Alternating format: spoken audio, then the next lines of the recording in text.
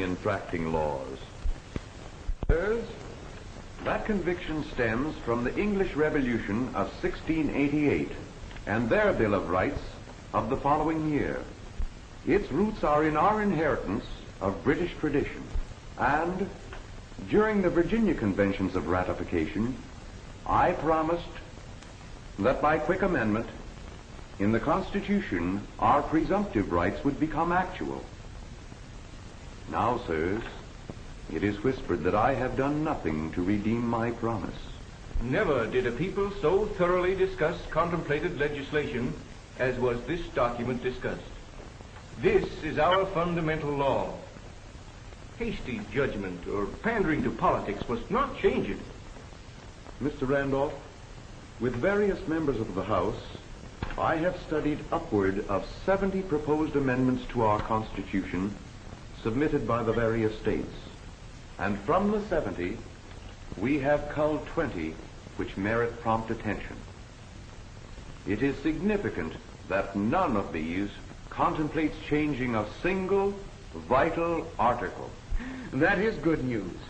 I had a notion, James, that perhaps disgruntled minorities, like yours in Virginia, had swayed majorities to substitute we the states for we the... James, posterity may, in justice too, in discussing our Constitution, call you the father of it. Therein, Congress is commanded to make laws necessary to carry into execution the great powers granted it and all other powers vested in government by the document you fostered. That great task confronts us. This is no time for consideration of amendments from the very states which ratified a document commanding us to do these things. And the President's stupendous task of organization requires the full support of Senate and House, leaving no time now for consideration of amendments, which by the great majority are considered inconsequential. Mr. President, a respectable minority will consider themselves foully dealt with if promises made in other states, similar to those I made in Virginia, are ignored until next session. Mr. Randolph's majority and your respectable minority constitute the sovereign people of the United States. They alone may enumerate their rights and reserve them to either states or people.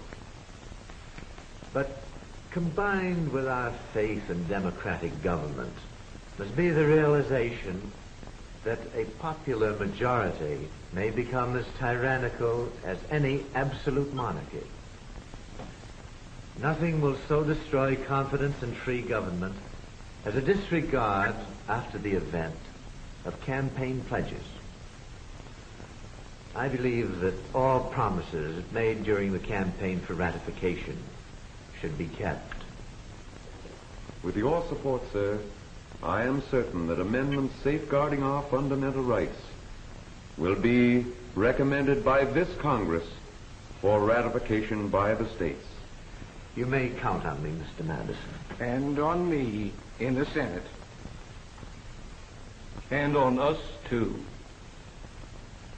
Thank you, Mr. President. Thank you, gentlemen.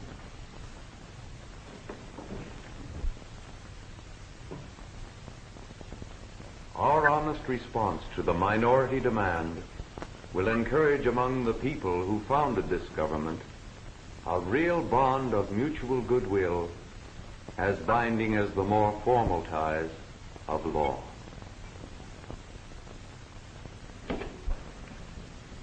Everyone will come to acknowledge James Madison's greatness.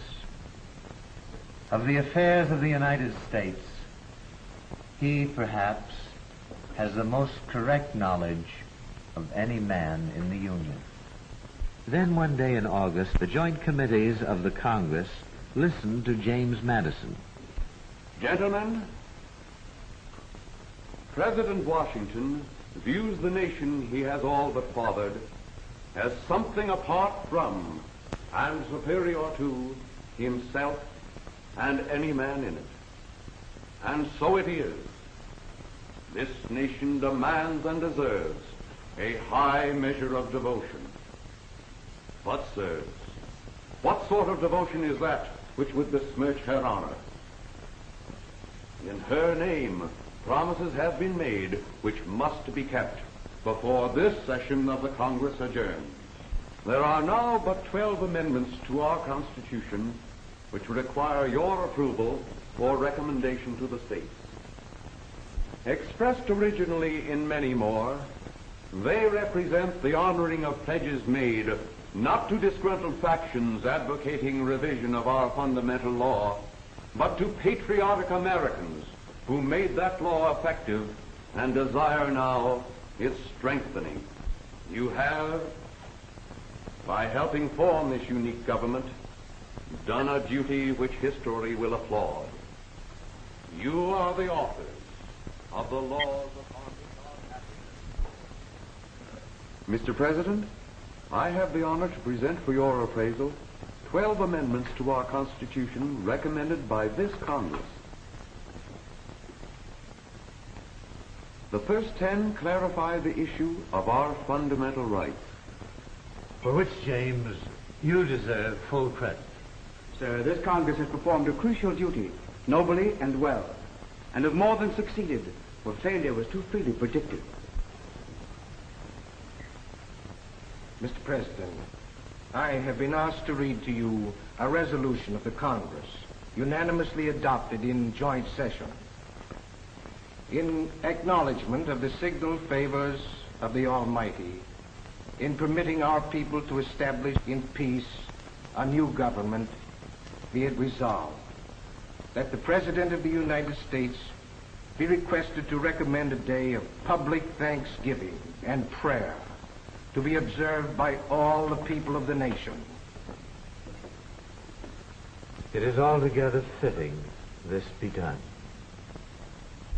On September 29th, 1789, the first Congress adjourned, and with ratification by the states, the first 10 amendments to the Constitution became part of the supreme law of the land. The first affirms freedom of religion, speech, and press, and the right of peaceful assembly and petition. The second, the right of states to maintain militia, and the people to keep and bear arms for their security. The third prohibits arbitrary quartering of troops upon citizens, either during peace or war. The fourth guarantees the people's right to be secure in their persons, preventing arbitrary searches and seizures. The fifth protects life, liberty, and property from arbitrary acts, and formulates the legal procedure against those accused of serious crime, designating indictment only by grand jury. The sixth affirms the rights of those accused of crime, establishing trial by impartial jury of the vicinity, the public presentation of evidence, and the guarantee of counsel. The seventh guarantees the right of trial by jury in suits at common law. The eighth prohibits excessive bail and cruel punishment. The ninth affirms that presumptive rights not enumerated in the Constitution are retained still by the people. And the 10th declares powers are reserved to the states respectively or to the people. Already these 10 amending articles are, by popular accord, declared the nation's Bill of Rights. That Bill of Rights refutes the libel of unfriendly critics who jeered that our Constitution required quick revision. There has been no revision. These amendments supplement the Constitution. They do not change it. Of course.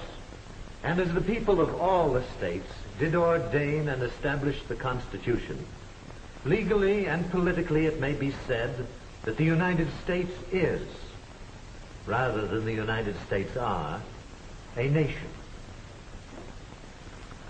Well, a free government has been made for you, if you can keep it so.